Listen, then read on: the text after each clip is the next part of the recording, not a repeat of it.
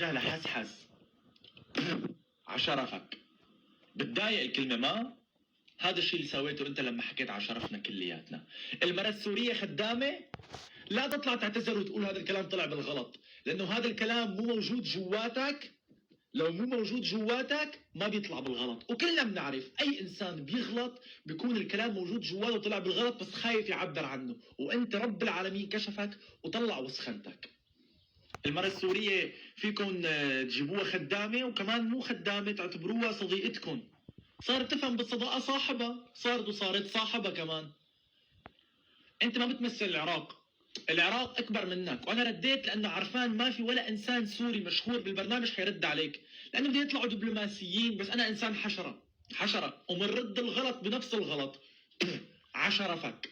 ايه لا عشرفك عرفت؟ امك اختك كلهم عشرفك الك، على امك وعلى اختك وعلى بدي اشد بظهرك، وكل انسان سوري بيطلع معاك جيست عشرفه.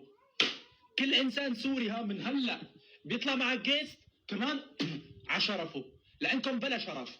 عم تخلوا كل انسان يطلع يعمل عمله يعتذر، يطلع غيره يعمل عمله رد يعتذر، رد يطلع غيره يعمل عمله رد يعتذر.